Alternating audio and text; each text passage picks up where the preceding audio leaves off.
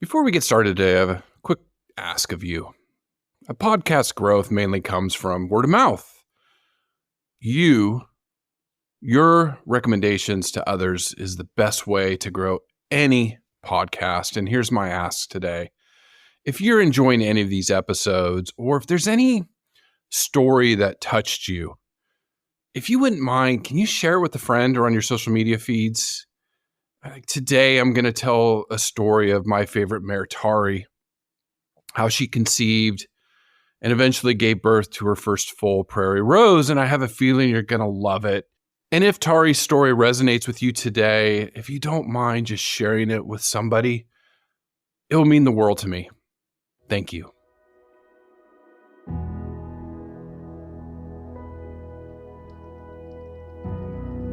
Imagine a pasture in central Texas in the winter, December.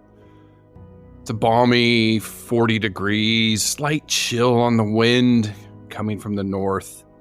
And my mare Tari is sitting there grazing on what little pasture there is and walking over to the big round bale and getting some mouthfuls of hay.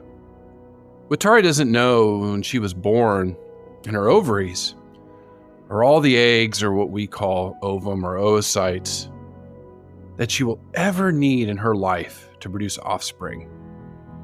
Each of her ovaries has upwards of 700,000 oocytes, but she will only ever need to ovulate around 100 in her entire life.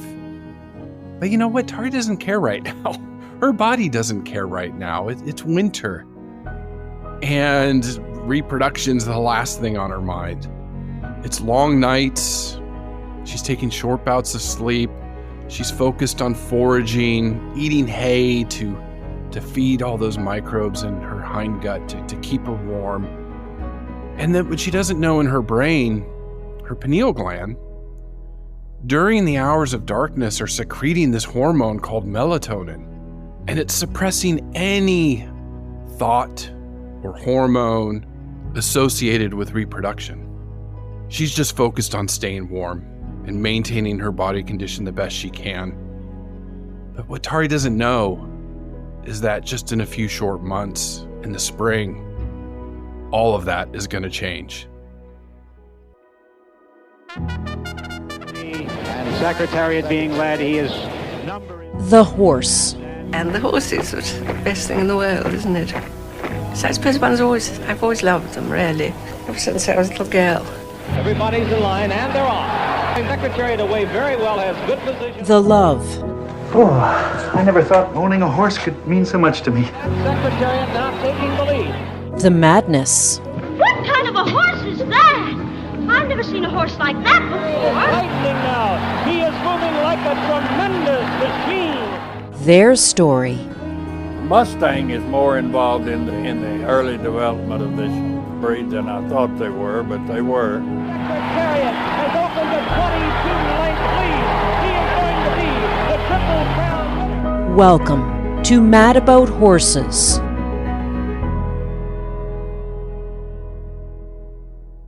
Hello, I'm Dr. Chris Mortensen. I'm an equine scientist, reproductive expert, researcher, educator, and enthusiast. And today we're going to tell the story, the life of a mare over the course of a year.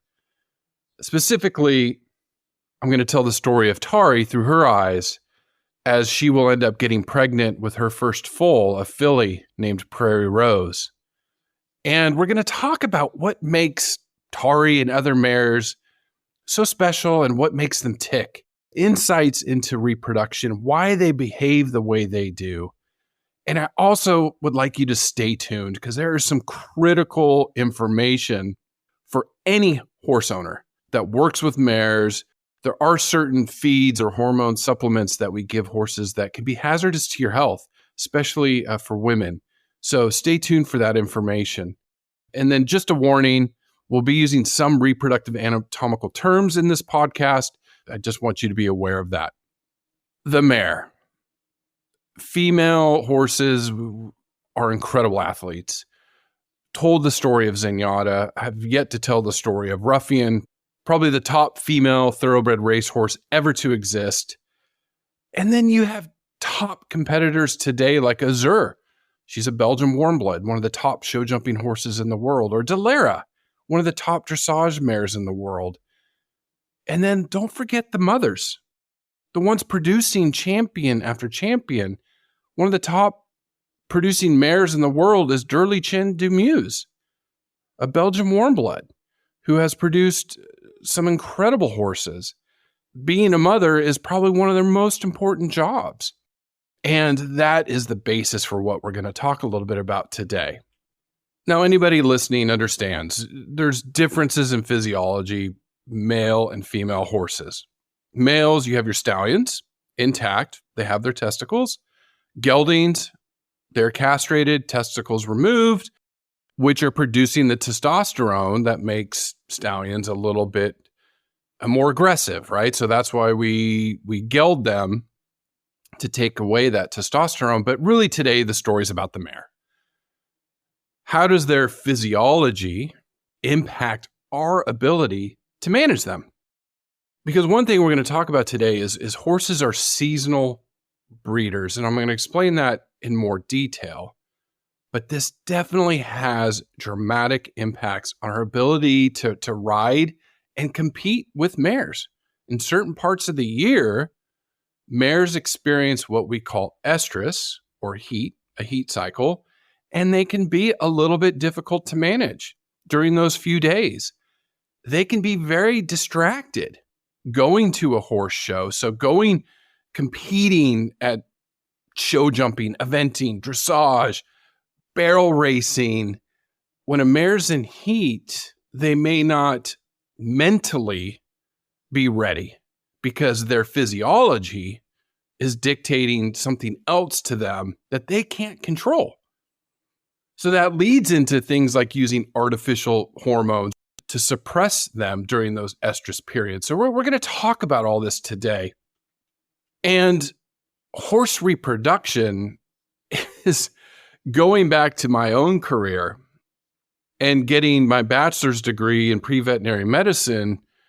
I loved everything there was about horses, horseback riding, training, nutrition, physiology. That all changed when I started graduate school and was able to work in the breeding shed. Right then and there, I was captured. And I knew immediately what direction I wanted to go in my life. And that was to become an equine reproductive physiologist, which has led me in so many wonderful directions in my career. Ended up working with elephants and white rhinos, but going back to that love of horses, that's where it all began. And the fascination with the creation of life has captured me from the very beginning. Think about this. I talked about Tari. When she was born, each of her ovaries holds anywhere from 500,000 to 1 million oocytes. Those are the estimates. So each ovary, she's only going to ovulate 100-ish plus of those eggs. And the oocyte is the largest cell produced by the body, regardless of species of mammal. So horses, humans, chimpanzees, elephants. The oocyte is the largest cell made, the female egg. Then we combine that with the smallest cell in the body produced by the male, the sperm cell. So you have the largest cell in the body, the smallest cell in the body coming together for the miracle of the creation of life. I mean, it's a miracle. We know the physiology and everything behind it, but it's still the process. Even the genetic process that I studied is fascinating, but it's still, to me, a miracle that it happens. And it's biology just blows me away the more I study it. So in horses, after that process, in just 11 months, you have new life. And I have foaled out hundreds of mares in my career. I'm still, every single time that foal is born and hits the ground, it's jaw-dropping. It's amazing. It's one of the most exciting experiences that I've been able to witness. And then that foal, and we're going to talk about this in a follow-on podcast, how that foal gets up and going so quickly just still blows me away to this day. So that entire process captured me as a young graduate student enough that I've gone on to publish scientific papers and study this in greater detail. It is that much of a fascinating topic. You definitely want to learn more once you start going down this road. Now, to start all of this off from the horse's perspective, even other animals' perspective, if I was going to ask you, when do you think most animals out in the wild, and we can stick with herbivores, deer, horses in the wild cattle, goats, I mean, even squirrels, let's go to outside herbivores. When do they want to have their babies? When is the best time of year for them to give birth? Winter most likely is out. Unless you're a bear hibernating, that they have babies and then they emerge later when the baby's a little bit more mature. But for most animals, winter, no way, especially a herbivore like a horse. The fall, no, that's not optimal either because the young would have trouble during winter. You know, the grass is not as green or as lush, especially out in the wild. So then spring would be the most obvious answer, right? Think about it. In the spring, the bees are buzzing, especially the flies, around the horse barn.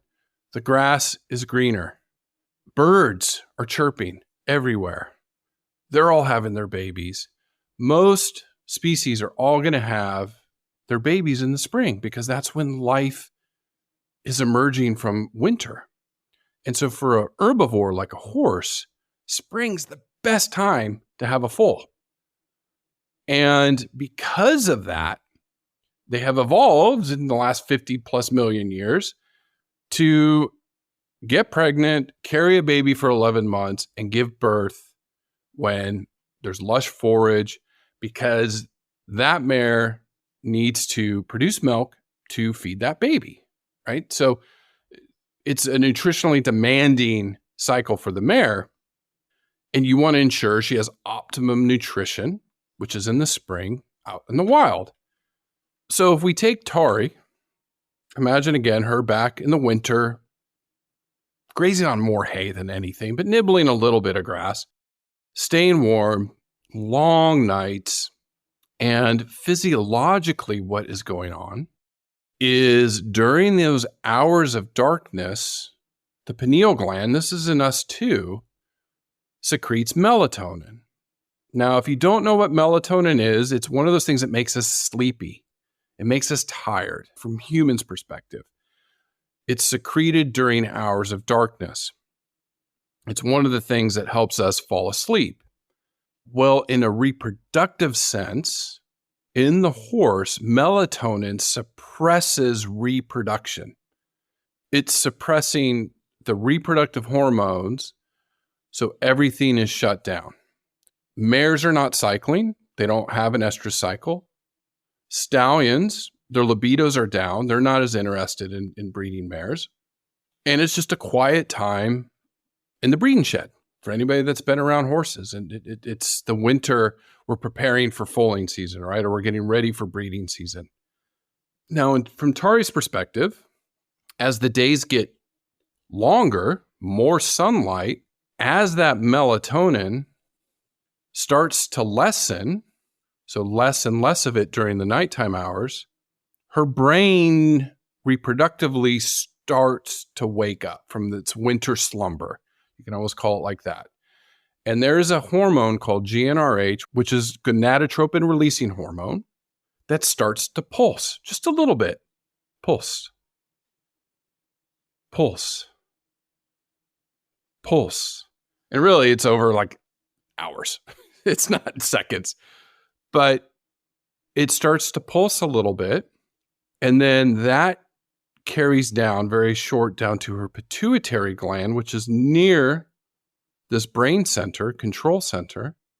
And that GnRH triggers the pituitary gland to release FSH. And that pulse. And that's taken up by Tari's circulatory system. So here is Tari grazing on the grass.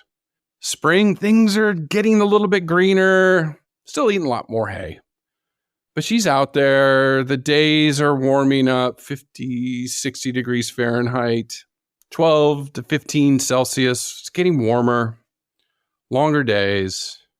This hormone FSH is very powerful, but it's got to make an incredible journey on its own because in the brain, FSH does really nothing. It's got to go all the way down to her ovary. So a straight line distance from the pituitary gland to a mare's ovary is like 6 to 8 feet. Let's say Tari at 7 feet. But the circulatory system is a series of twists and junctions, and it's not a straight line.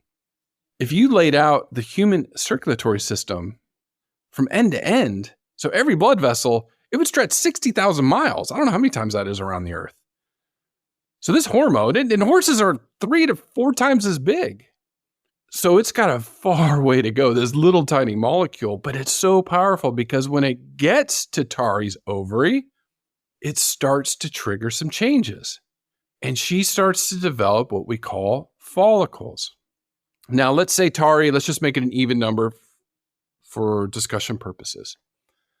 Say Tari has 1 million oocytes in her ovaries. Most of them are held in diapause. They'll never grow. They'll be there until Tari dies.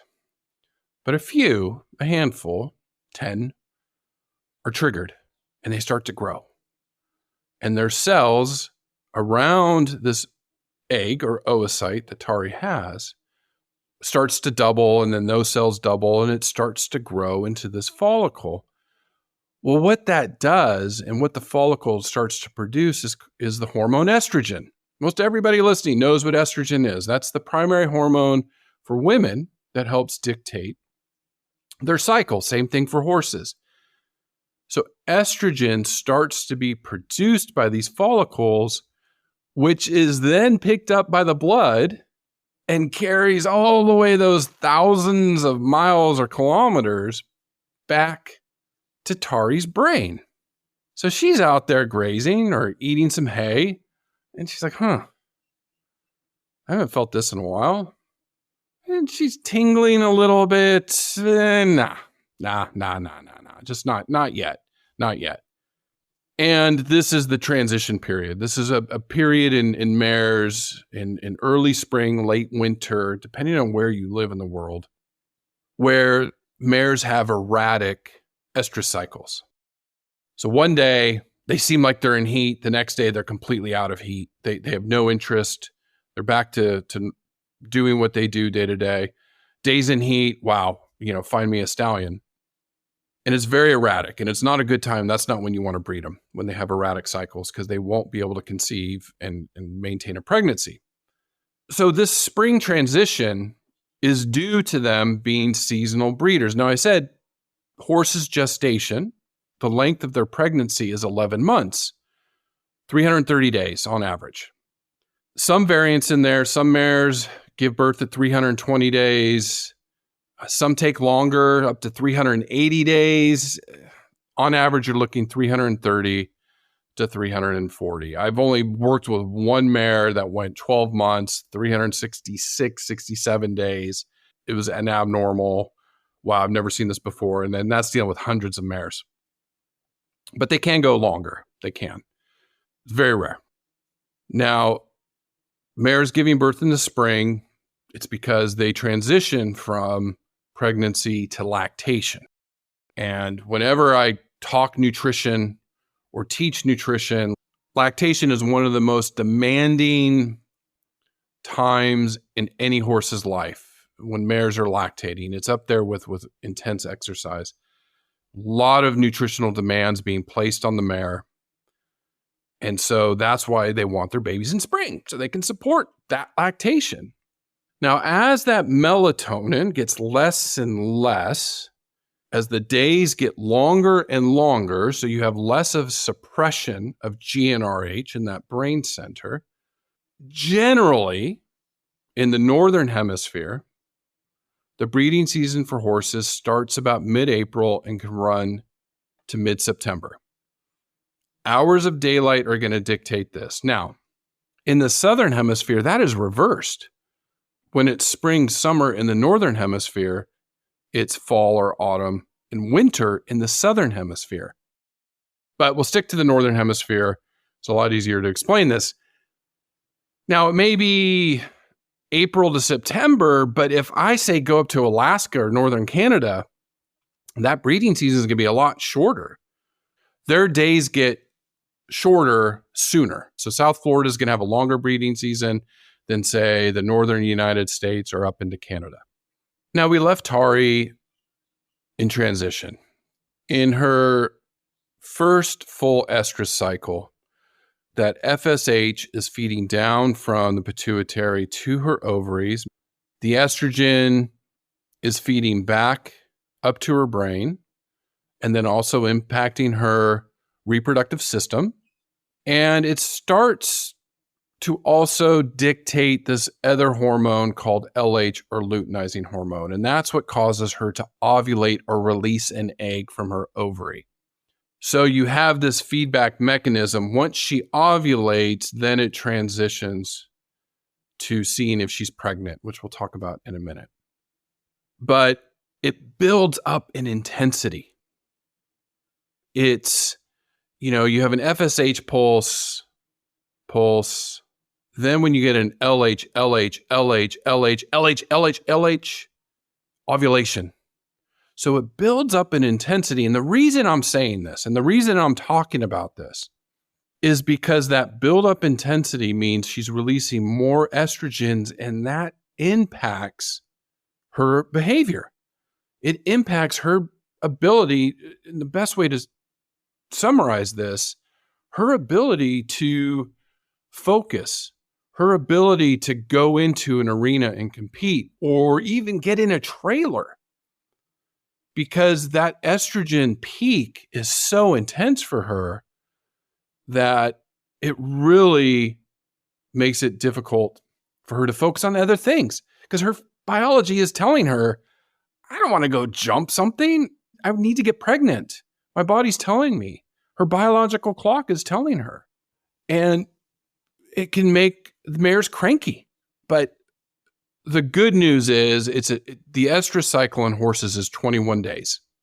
For 15 of those days, really not a lot of estrogen, progesterone's high, things are quiet, she's focused. It's really for those 5-6 days when estrogen starts to peak, hits a plateau, and then quickly dissipates within a couple days. It's those 5 or 6 days that she's easily distracted or tough to handle. And I know most of you probably already know this working with mares.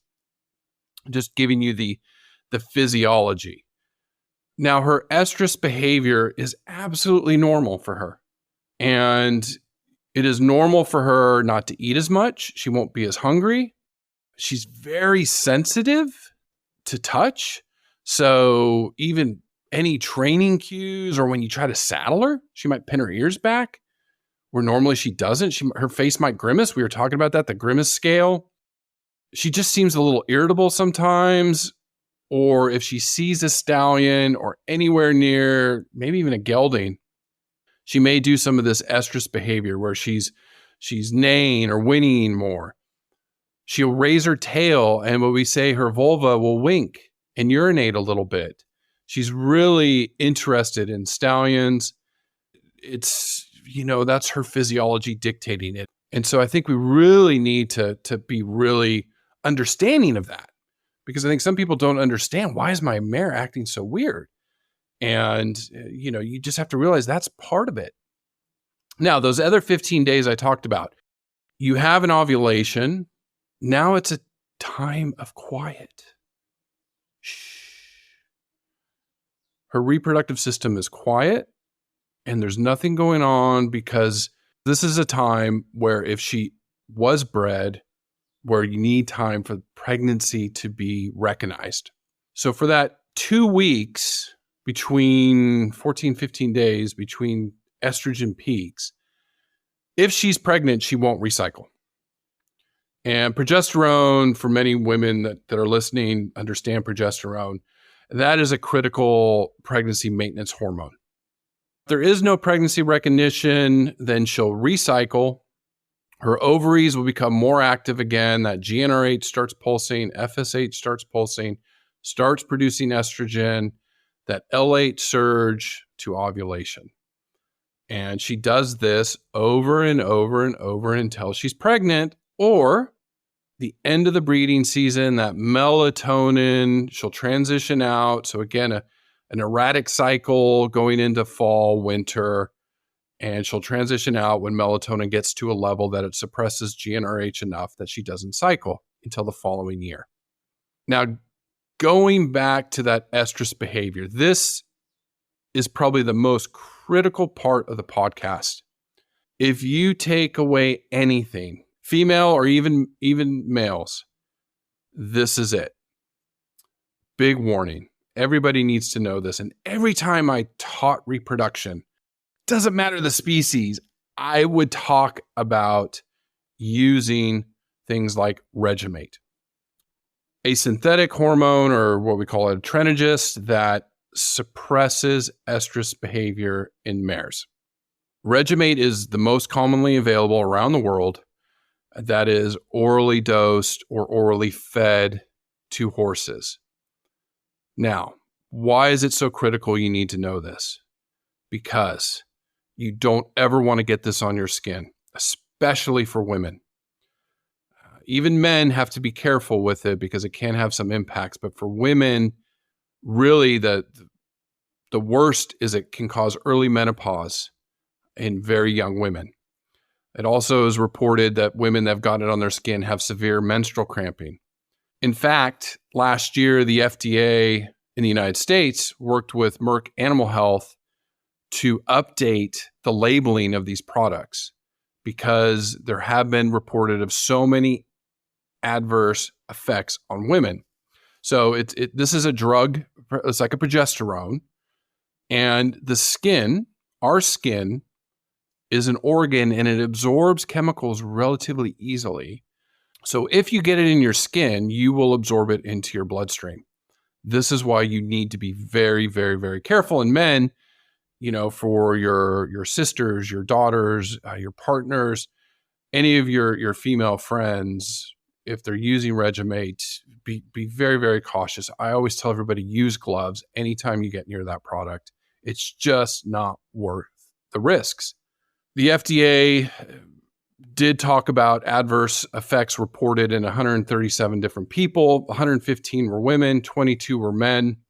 18 of these women were just teenage girls as young as 14, and they had reports of abnormal or absent menstrual cycles in men, decreased libido, also physical effects like fevers and headaches, vomiting, diarrhea, all sorts of things. And then the FDA recognizes it's probably underreported because they figure exposure is a lot more than what they know. And people, it's not just when they administer, because if you orally dose a horse, it's, say you put it in your feed bucket and then later you're cleaning your feed bucket without even thinking about it, and there's some leftover Regumate residue that gets on your skin. So anytime dealing with this, be very, very, very careful.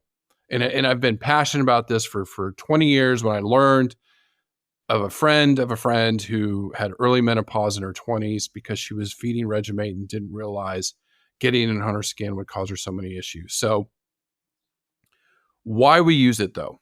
Why is it used?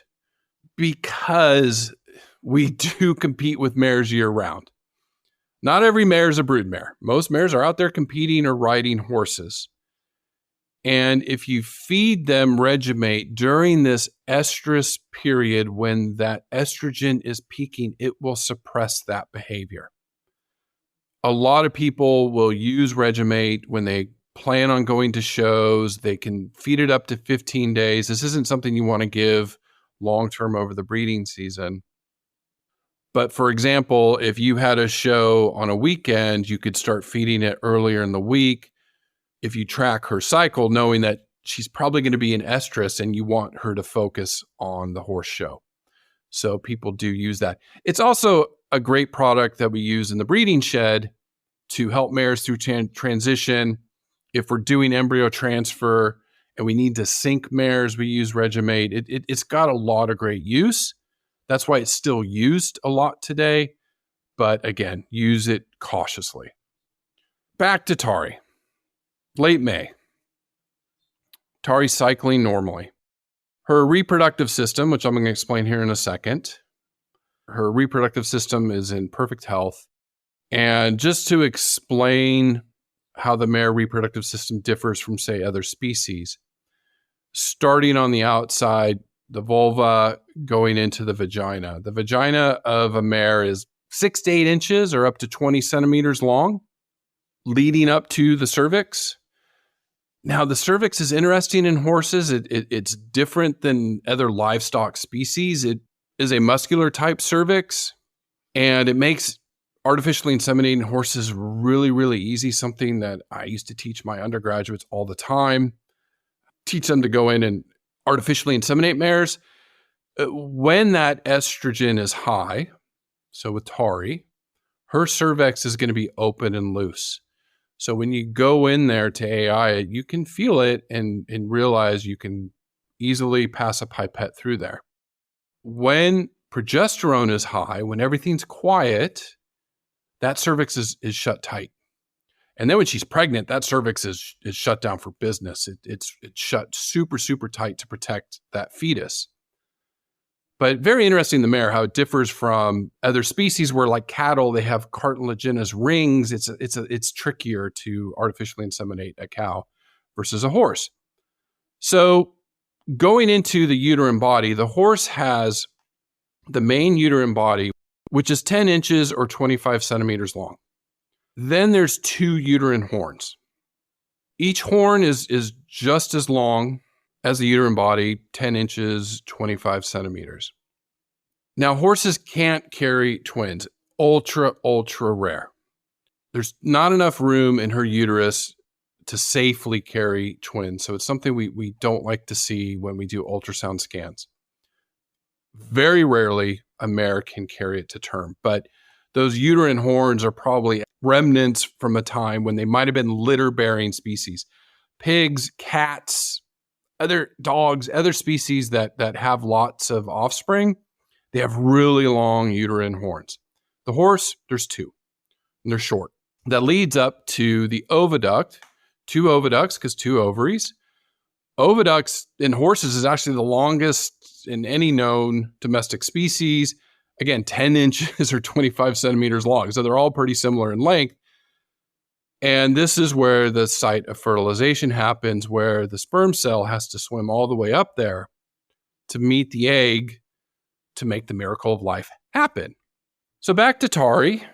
Diestrus, progesterone's high, not interested in stallions. Then estrus starts, cervix is opening up, starting to demonstrate interest in stallions, what we call behavioral estrus. And in modern breeding, a lot of times we use ultrasound. And so we will go in and scan her and look at her ovaries for activity.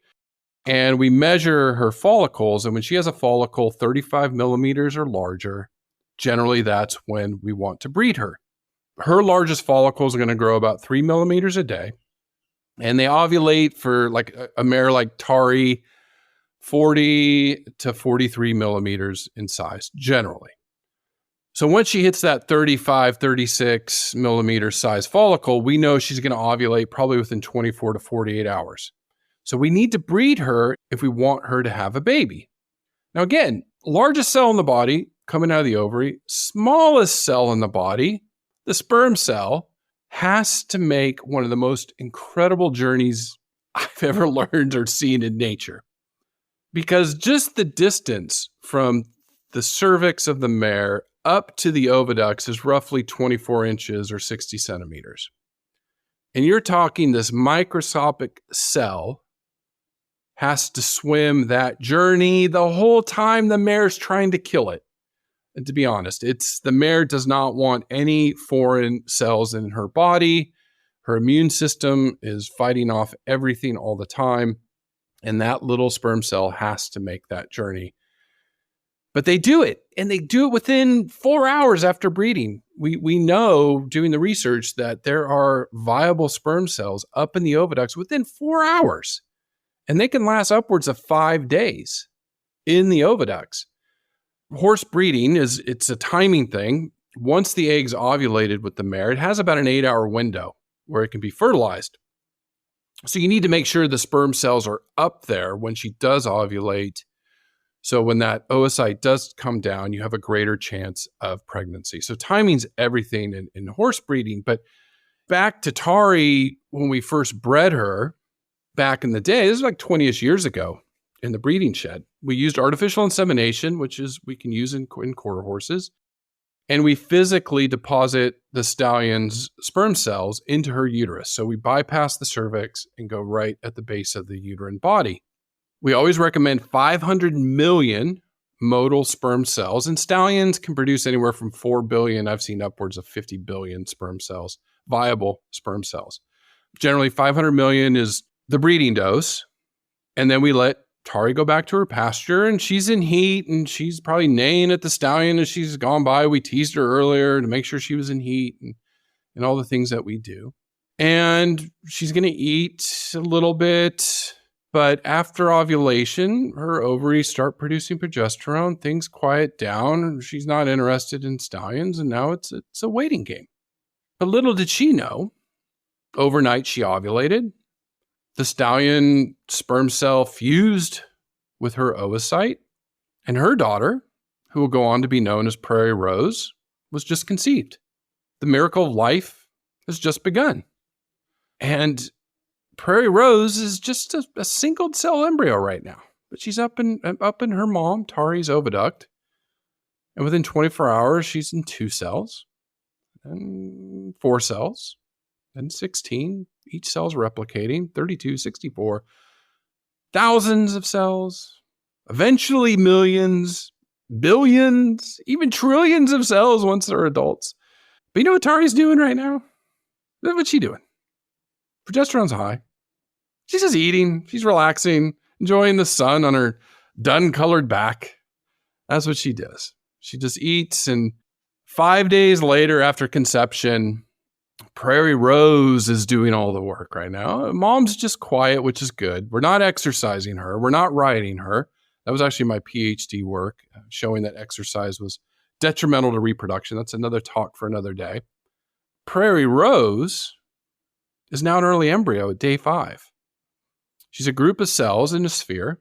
So we called it a morula, or early blastocyst, and she comes down finally into Tari's uterus. And this is where a lot of magic happens in horses. And any pregnancy, really. But in horses, the embryo starts its own journey.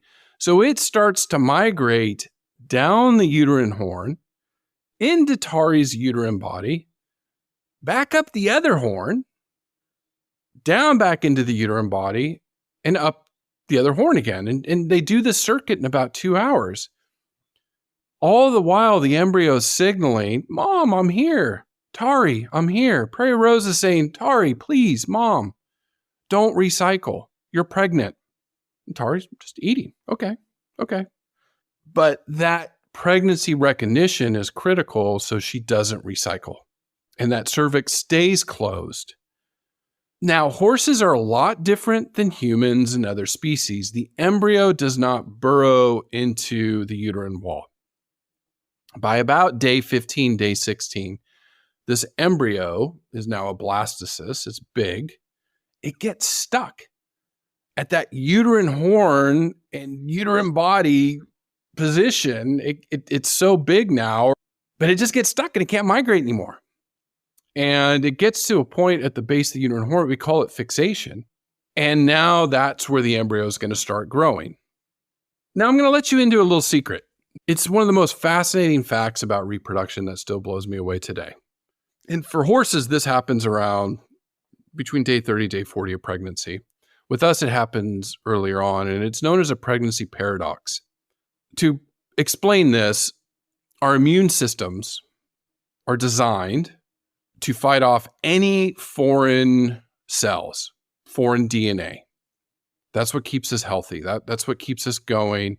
And so what that means is a pregnancy, Prairie Rose is half Tari, yes, but it's also half dad, half stallion. So the DNA that's in Prairie Rose is foreign to Tari. My DNA was foreign to my own mother. And it's a paradox because the immune system should recognize that. And the immune system of the uterus is very robust, should attack and kill off the baby. None of us should really be here. That's why it's called a paradox. We can't fully explain it. We do know there's some gene signaling now. And as we get more advanced in biomedical sciences, we're able to explain this more. But it is one of the most fascinating facts when I talk about reproduction that mom's immune system should have killed us off, but they don't. And so Prairie Rose, during this period, communicating to Tari to say, hey, do you mind just let me live for a little bit? And Tari's immune system's like, okay. All right. Okay. Yeah, sure. And it tolerates the pregnancy. And that's why we're here today. So it's just a fascinating look at reproduction. And as time goes on, Prairie Rose is still developing. By day 24, she has a heartbeat. By day 40, she's like a tiny, tiny foal that measures maybe 3 inches long or 8 centimeters long. Tari at this point, physically, mentally, normal day to day. Again, you can exercise light to moderate, but any moderate to heavy exercise, I would tell you don't, please. My research should show that it's detrimental in early pregnancy. And progesterone is dominating hormone. Then we get these pregnanes and other things that come into it. But for most of her pregnancy, those first 2 trimesters are roughly 8-9 months. Not much is going to change for Tari. Yeah, she's going to start filling out a little bit. The fetus is still very, very small. Up to day 120 of pregnancy, it's maybe 4 pounds or 2 kilograms, roughly. You get some growth in that second trimester. That foal's getting up to, say, 33 pounds, 15 kilograms. That's by day 240. The last trimester is where you see this massive, dramatic growth in the foal. They can get up to 120 pounds, 54 kilograms at term. So 33 to 120. You can see that curve goes way up. And so this is where Tari's nutrition is going to shift. She's going to need a little bit more support, not dramatically yet, but some support to help support Prairie Rose growing. Then when she lactates, that's when you're going to see the demand. Now for Tari, April the following year, 333 days since the day she conceived Prairie Rose. She felt a little bit different the last few days. Today, she really feels it. She looks around the pasture, her pasture mates. She's wondering where she can go and be by herself a little bit, lay down, get away from the others. Her instincts, her brain's telling her, I need to go somewhere else. I need to be somewhere away from these other mares. She can feel that the foal kicking in her a little bit, the jostling. And she's wondering, is it today? Maybe we'll wait until it gets dark. Yeah, Tari's thinking it's today. But I'm going to wait till the sun goes down. And then it's just a few hours later, in the hours of darkness, Prairie Rose is welcome to the world. And she takes her first breath.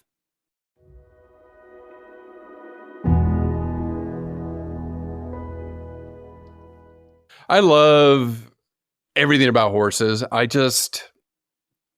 go back and I have all these memories, great memories of learning things for the first time. I think maybe that's why I love doing the podcast too. It's just that information, things I never knew before. And when I get new bits of information like the pregnancy paradox or what makes horses so unique and special reproductively or anything with them, I get so giddy. And I hope you do too. And again, it's always important to me that you know how much I care that you're listening, and especially listening to this point. That means you consume the episode and you're still listening to my voice. So thank you. And like I asked at the beginning, if you don't mind sharing this podcast or your favorite podcast with one person, 2 people, thousands if you have those followers, millions if you have those followers on social media, it will warm my heart. I mean, telling these stories about horses just this morning on a meeting, telling the team at Mad Barn, you cannot convince me that horses aren't the most important animal companion for us. You can't. So thank you for that. If you haven't given a 5-star review, I know that kind of glosses over again in your head, but if you haven't, if you don't mind, just, okay, yeah, Chris keeps asking. At least you won't feel guilty. Just open up the app. 5 stars on Spotify, few words. I appreciate that too, or iTunes. Again, just a reminder, anything reproductively too, articles on madbarn.com under the Learn tab. And then just catch us in social media in that space. I'm in there, TikTok, YouTube, Facebook, Instagram. And then any comments, any topics, give me some topics. podcast@madbarn.com. I appreciate any recommendations you may have or on a topic that you want to learn more about. But again, thank you for listening. It just means the world to me, and stay tuned. Another great episode coming your way. Take care.